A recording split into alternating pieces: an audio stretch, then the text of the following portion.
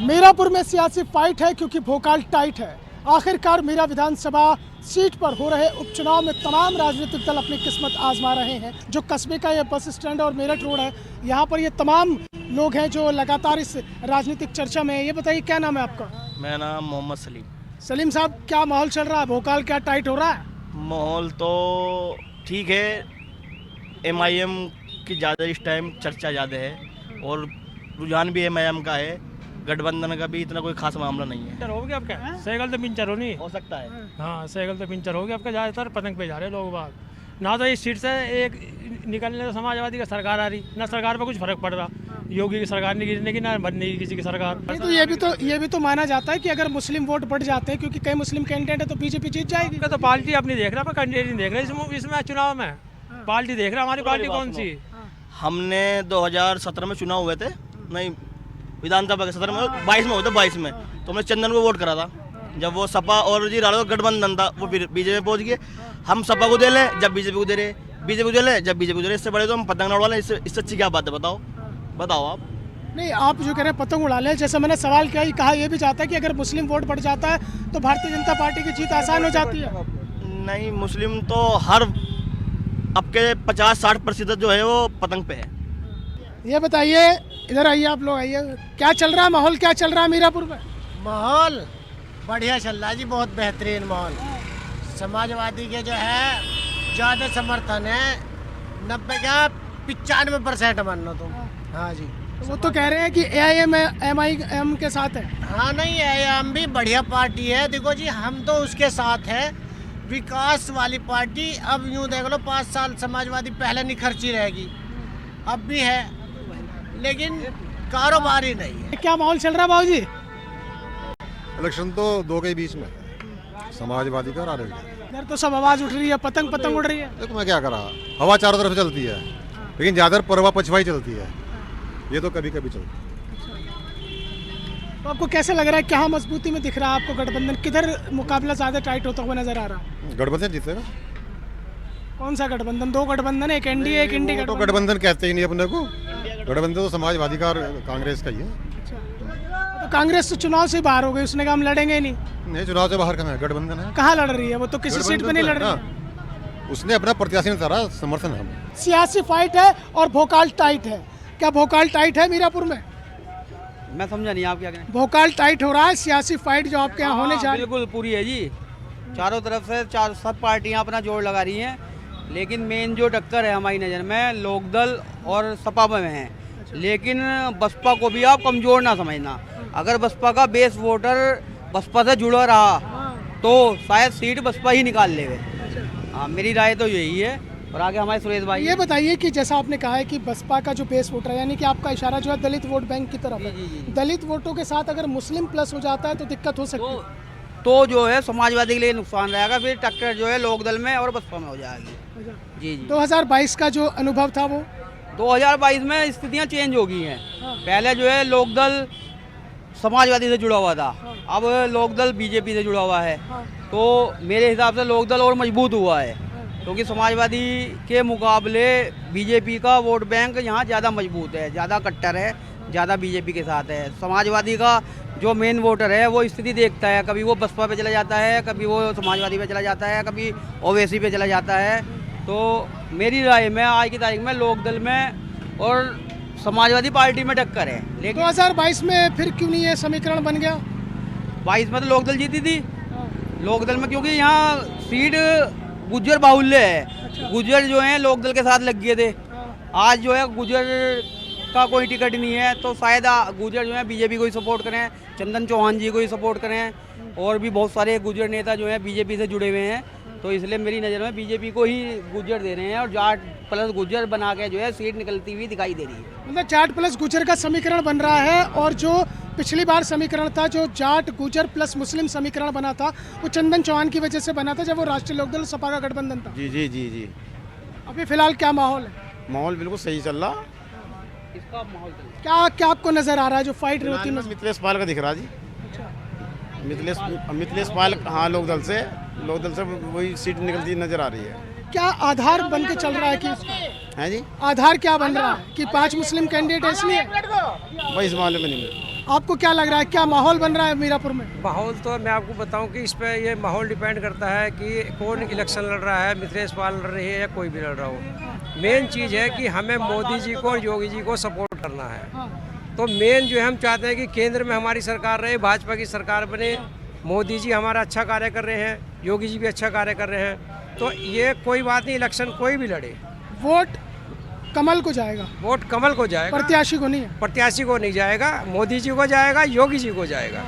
वो बहुत अच्छा कार्य कर रहे हैं और उम्मीद है कि वो आगे भी अच्छा ही कार्य करेंगे। क्या लग रहा है कि माहौल टाइट होता हुआ नजर आ रहा है मीरापुर में, या 2022 की तरह आसान हो जाएगा? नहीं, आसान तो हो ही जाएगा, ये भी दिखाई देता है, लेकिन यही है टक्कर तो सिर्फ लोकदल में और इसमें ही है, सपा में, और किसी में नहीं दिखाई देती है। बसपा की जो वोटर बताया है भाई ने, विपिन भाई ने, कि कहीं हद तक यदि मुस्लिम वोटर उस तरफ जाता है तो रुझान बसपा का भी कमज़ोर नहीं है। बाकी चंद्रशेखर की क्या स्थिति है, क्योंकि उसे लेके बड़ा वो है लोगों में। चंद्रशेखर के अपने कोई स्टेटमेंट नहीं है, उसके कोई सही नहीं है। वो तो एक तरीके से समझो कि आप जिधर चाहो उधर लुढ़का लो, उसका अपनी कोई राय नहीं है अपनी। बाकी आप कह रहे हैं कि राष्ट्रीय लोकदल और समाजवादी पार्टी आमने सामने। हाँ जी, बिल्कुल। 2022 वाला समीकरण दोहराएगा या कुछ बदलाव होगा मीरापुर में? बदलाव के चांस ज़्यादा हैं। इस समय की स्थिति कुछ भी हो सकती है, लेकिन टक्कर इस समय वास्तव में जो है सच्चाई वो यही है। बसपा में भी हो सकता है कि यदि आ जाए, सपोर्टर मिल जाए तो पॉसिबल है, नहीं तो सपा में और लोकदल में ही। आपको क्या लग रहा है कि क्या स्थिति मीरापुर की रहने वाली है, क्योंकि 5 मुस्लिम कैंडिडेट हैं, उधर सपा से भी उम्मीदवार मुस्लिम है, उधर भारतीय जनता पार्टी से जो है राष्ट्रीय लोकदल के खाते में गई है सीट एक बार फिर से 2022 की तरह? नहीं, राष्ट्रीय लोकदल ही आ जाएगा, कोई दिक्कत नहीं। कोई बात है, हमें क्या चाहिए, हमें सुरक्षा चाहिए, माहौल बढ़िया चाहिए। हम तो काम करने वाले दुकानदार हैं, तो हम तो माहौल पर डिपेंड करके वोट देते हैं। कैंडिडेट क्या है, कैंडिडेट भी देखते हैं, जो हमारे काम का उसे देंगे। आप लोगों ने तो पहले ये भी कहा था कि आपको पैराशूट प्रत्याशी नहीं चाहिए, बाहरी प्रत्याशी नहीं चाहिए। हाँ, तो चाहिए नहीं था, क्या करें। लेकिन पाल भी हमारे ही क्षेत्र की है, पहले भी यहाँ से विधायक रह चुके हैं, क्षेत्र में उन्होंने बहुत काम करे हैं, क्षेत्र से जुड़ी हुई हैं, हमारे क्षेत्र के सुख दुख में आती ही जाती रहती है। अभी एक फ़ोन करा आदि दीपावली पे हम मिल के आए, तो कोई दिक्कत नहीं, बढ़िया मिथिलेश पाल ही आएंगे, बिल्कुल जीतते। क्या क्या आप वो समीकरण लगा रहे हैं कि जो राष्ट्रीय लोकदल के साथ प्लस हो रहा है? नहीं, यही कि जाट प्लस गुजर? हाँ, जाट प्लस गुजर चलेगा, सब चले। अदर्स कास्ट भी बहुत जुड़ी हुई हैं, सैनी है, सियानी है और हरिजन वोट है। इस पे क्षेत्र का लगभग 90% हिंदू जाति का वोट बीजेपी पर है, और बीजेपी प्लस लोकदल मिलके जो है विनर है इस समय हमारी नज़र में। तो और आगे जो है भाई ऊपर वाला मालिक है, उसके लिए हम कुछ नहीं कह सकते, लेकिन माहौल योगी जी और मोदी जी का बढ़िया है प्रदेश में, इसलिए काम भी बढ़िया सरकार को कोई दिक्कत नहीं है, एक सीट पर कोई फर्क नहीं पड़ता, लेकिन आगे को संदेश जाता है, इसलिए कोशिश यही है कि सीट निकालें ये। 27 का सेमीफाइनल भी मान रहे हैं ना इसे? अभी नहीं, ऐसा कुछ नहीं है। 27 का कहेगा, 27 तो हमारा, अब भी हमारा, 27 भी हमारा। और क्या करें, हमें चाहिए क्या, व्यापारियों को सुरक्षा चाहिए, वो हमें योगी जी दे रहे हैं, मोदी जी सब कुछ दे रहे हैं, धन बांट रहे, क्या छोड़ रहे हैं वो बताओ। इनसे बढ़िया आदमी राशन है, अपनी हेल्थ, बिजली है, सब कुछ है। आज तक बिजली नहीं आई समाजवादी सरकार में, अब कहाँ से आ रही वही बिजली है। ये धन बांट रहे हैं, फिर भी आ रहा है ऊपर से बहुत, ये भ्रष्ट है सब। मोदी योगी चाहिए, ऐसे लोग आओ जाओ और मजा आ रहा है जीने में। इस वक्त मैं मौजूद हूँ मीरापुर विधानसभा सीट के एक गांव टिकोला में। दरअसल इस टिकोला गांव में जो हमारी चौपाल है वो इसलिए है क्योंकि ज़्यादातर मीरापुर विधानसभा के कई क्षेत्र से इस तरह की खबरें आ रही हैं कि वो चुनाव का बहिष्कार कर रहे हैं, और उसके पीछे की एक वजह यह है कि मीरापुर को उसका वाजिब हक नहीं मिला, और यहाँ के जो विधानसभा क्षेत्र के गांव हैं, जो यहाँ के इलाके हैं, वहाँ पर विकास नहीं हुआ है। टिकोला गांव में इस वक्त मैं मौजूद हूँ, और ये चौपाल है, खाट भी है, और उसके साथ साथ जो एक कहा जाता है देसी भाषा में मूढ़े भी हैं, यानी कि गांव की ये चौपाल है, और गांव की इस चौपाल में लोगों से हम बातचीत करते हैं और उनसे जानने की कोशिश करते हैं कि आखिरकार वो इस विधानसभा उपचुनाव का बहिष्कार क्यों कर रहे हैं, जबकि मतदान करना सबका अपना अधिकार है और लोकतंत्र की पुष्पित और पल्लवित होती हुई शुभ बेला में एक लोकतंत्र को मजबूत करने के लिए मतदान अपना एक बड़ा अधिकार होता है। आप लोग तो उस अधिकार को ही खो रहे हैं भाई साहब। नहीं, अब क्या करें, जब यहाँ कोई हमारा जो प्रत्याशी है एक बार चुनाव जीतने के बाद कोई आता ही नहीं, किसी के दर्शन ही नहीं होते, तो क्या करेगा आदमी, फिर बहिष्कार ही करेगा। अब अगर प्रत्याशी आए या विकास हो, डेवलपमेंट हो, कोई डेवलपमेंट है ही नहीं। ये रोड है हमारी 15-20 साल पहले बनी थी, उसके बाद कोई मतलब ही नहीं है। पानी की कोई सुविधा नहीं है यहाँ, सब पानी जो है अपना प्राइवेट जो भी चल रहा है, समरसेबिल है कुछ है, वो सब है। पुट्ठी गांव है हमारा बराबर में, वहाँ सारी सुविधाएं हैं। ठीक है, स्वास्थ्य पुट्ठी गांव में क्यों सुविधा है?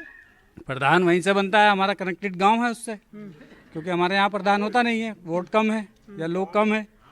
वहाँ 3,000 का 3-4 हज़ार का वोटिंग है, यहाँ 800-900 का वोटिंग है। तो उसके लिए फिर भाई जहाँ का प्रधान होगा वहाँ विकास होगा, तो वहाँ होता है, यहाँ कुछ नहीं होता है। जातीय समीकरण क्या है इस गांव के? जातीय समीकरण कुछ नहीं है, यहाँ सब एक हैं, यहाँ कोई जातीय समीकरण नहीं है।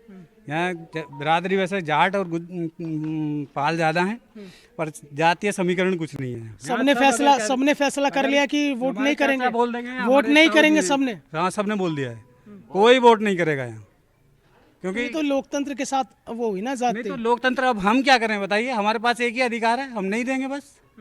लोकतंत्र तभी तो जिंदा रहेगा जब हम रहेंगे, अगर हम ही नहीं रहेंगे तो लोकतंत्र कहाँ का, बताइए। या तो लोकतंत्र जिंदा हो, हम जिंदा रहें तो लोकतंत्र जिंदा रहेगा।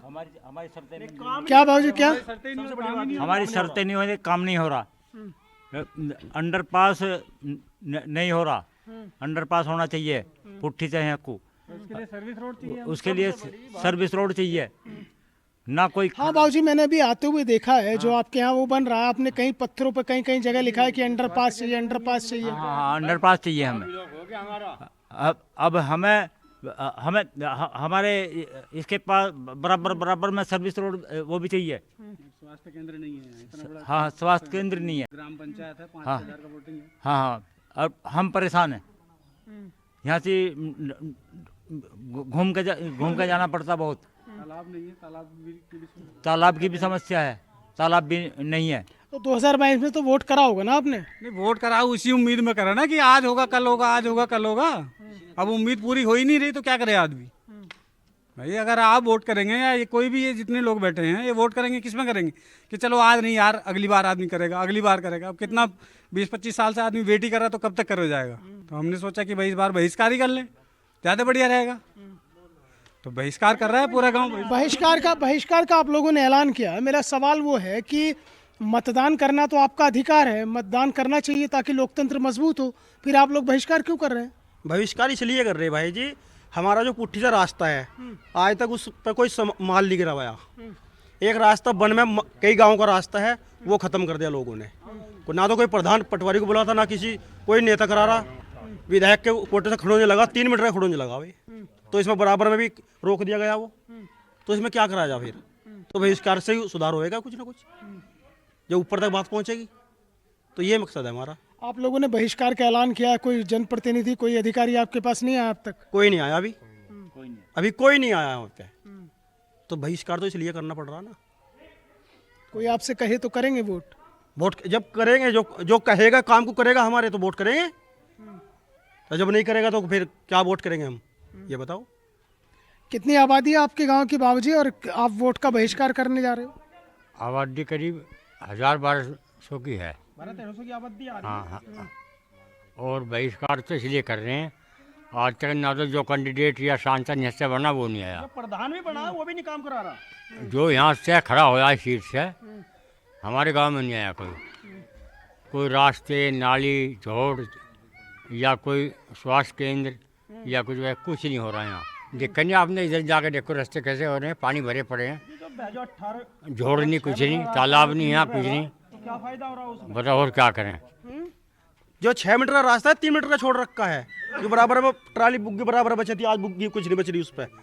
और जो पुट्ठी का रास्ता है वो सारा दबा लिया, तो बताओ क्या फायदा होगा उसमें। सरकार तो कह रही है कि हम विकास कर रहे हैं, तमाम लोग कह रहे हैं। हमारे यहाँ तो कोई विकास दिखाई नहीं दे रहा है। क्या नाम है साहब आपका? नाहर सिंह एडवोकेट। अरे वकील साहब, गांव ने बहिष्कार कर दिया है, संवैधानिक अधिकार को खोते जा रहे हैं। नहीं नहीं, ये संवैधानिक अधिकार नहीं है, ये हमारा भी तो अधिकार है कि हम अपने एक बात को उनके सामने ले जा सकते हैं और जो समस्या है उनको उनके सामने पेश करेंगे हम, और उनसे ये उम्मीद करते हैं कि जो हमारे गांव की महत्वपूर्ण समस्या है उनका समाधान हो।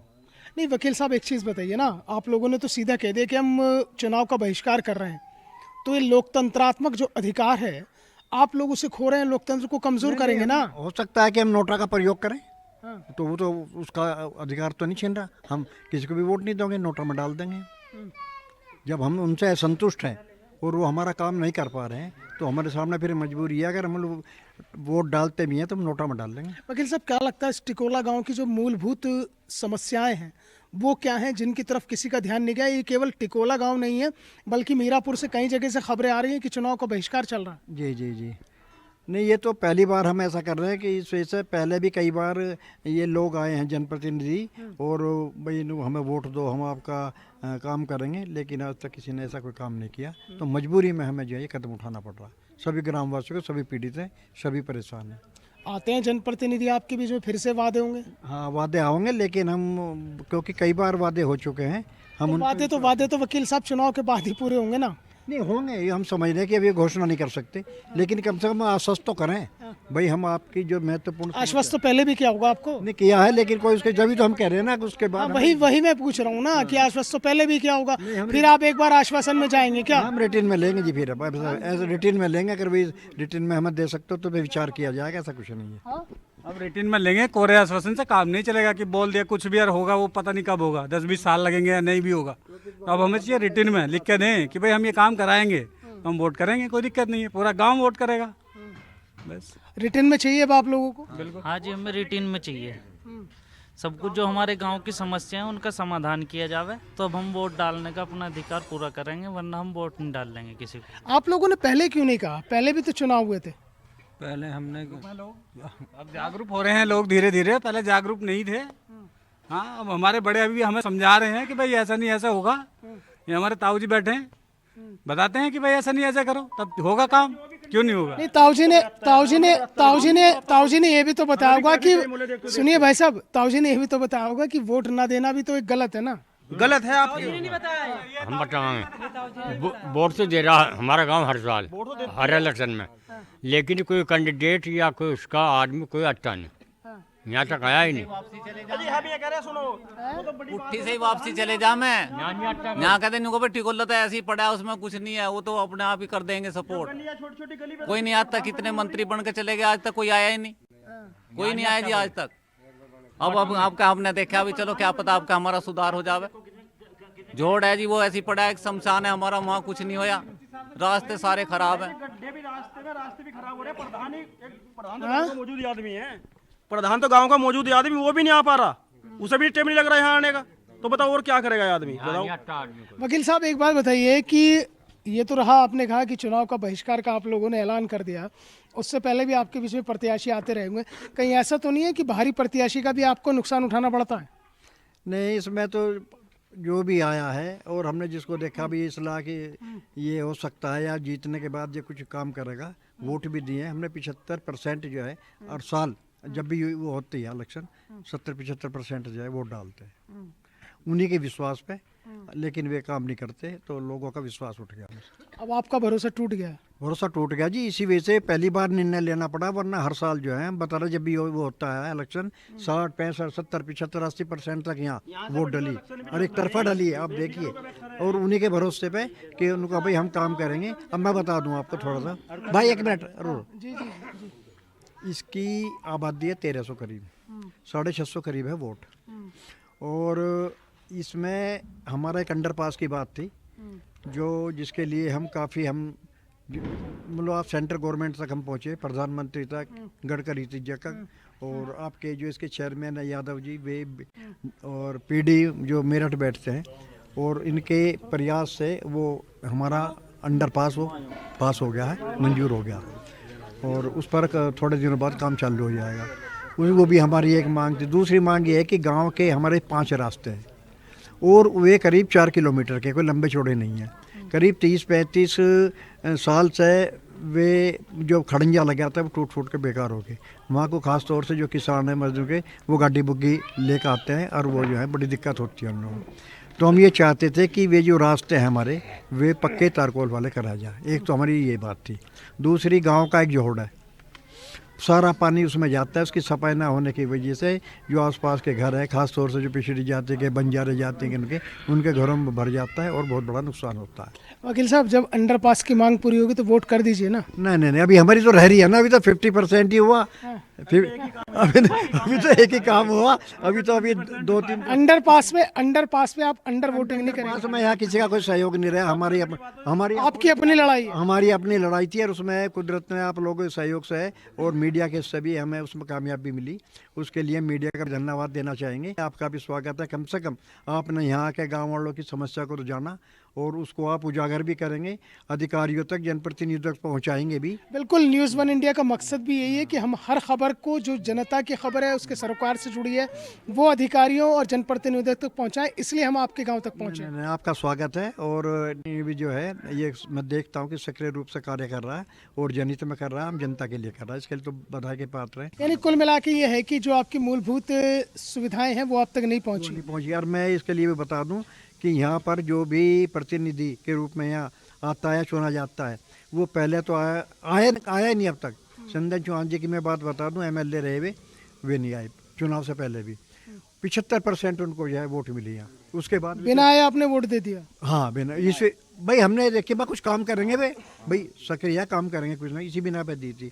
और उसके बाद भी वो धन्यवाद देने के लिए नहीं आए लोगों। अच्छा, मुझे एक बात बताइए, आपके गाँव में जो प्रत्याशी जब भी चुनाव होता है, कोई आपके घर के बाहर आके राम राम श्याम श्याम पैर वैर छूने की जो परंपरा है ना, नेताजी आते हैं और पैर वैर छूते हैं, आते हैं कोई?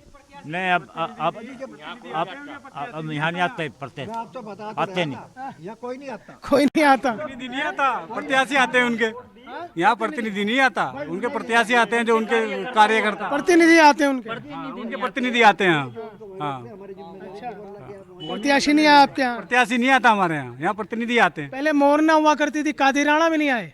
कोई कादिर राणा नहीं आया आज तक, यहाँ कोई नहीं आया। कभी आया नहीं कोई नहीं आया? नहीं, कोई कैंडिडेट यहाँ तक नहीं पहुँचा। और समस्या तो जो है उनके पास, यहाँ से गांव सिगरेट पड़ता, वहाँ से लेके हमारा टिकोला मिल तक कोई भी अंडरपास नहीं था। एक जो है अब ये पास हुआ है, और पूरा जंगल का जो जितना भी गन्ना है या कोई फसल निकलने का रास्ते सब बंद पड़े हैं। इस टाइम ब्लॉक पड़े हैं और गन्ने का सीजन चल रहा है। इस टाइम बहुत बड़ी दिक्कत में है इस टाइम किसान, कहीं कोई रास्ता नहीं उनके पास जाने के लिए इस टाइम। अच्छा, किसान परेशान है, सब परेशान है, युवा भी है कुछ। इधर आइए, आप इधर आइए। बोलो, क्या नाम है आपका, ये बताइए। खड़े हुए, क्या नाम है आपका? अजय। अजय, आपका वोट बन गया? बन गया, पहला वोट है अब की बार। तो वोट करोगे अब मीरापुर में? बिल्कुल बहिष्कार है, वोट नहीं करोगे? नहीं करने के जी। अरे क्यों? बिल्कुल नहीं करने के। हमारे गांव में सड़क बनी थी 30-35 साल, हमारे बुजुर्ग बता रहे हैं। उनमें देखो आप, बाहर 1 फुट के गड्ढे हो रहे हैं। उनमें बारिश पड़ती है, जोड़ का तालाब नहीं है कोई भी, तो गड्ढे 1 फुट के हो रहे हैं। जब बारिश पड़ती है तो निकलने में भी दिक्कत होती है। तो यार युवा हो, उत्साह होना चाहिए था वोट डालने का। उत्साह तो बिल्कुल खत्म ही कर दिया सरकार ने। जब जो कपड़े ऊपर करके चप्पल में नंगो पैर जाना पड़ रहा है, तो उत्साह कहें किस चीज का? आप ही बताओ, उत्साह किस चीज का? अब ये बताइए, युवाओं की तो बात करती है सरकार भी, तमाम लोग करते हैं। युवाओं की तो जिंदगी खराब कर दी सरकार ने। देख लो, आप बाहर को निकल के देखो, आप बाहर से आए हो, आपकी गाड़ी भी सारी टूट गई होगी।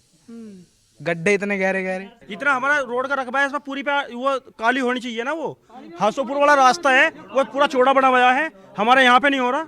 अच्छा, एक बताइए, यहाँ मुझे लगता है कि लगभग सभी लोग किसान हैं। आवारा पशुओं की समस्या कितनी दूर हुई? आवारा पशुओं की समस्या बहुत ज्यादा है, फसल नहीं होने देते। अरे यार, सब दूर हो गई है, सब पकड़ ली है सरकार। हमारे यहाँ तो बहुत ज्यादा है, फसलों का नुकसान पूरा। हमारे बहुत दूर खेत है, वहाँ भी फसल नहीं होती, बिल्कुल नष्ट करते हैं।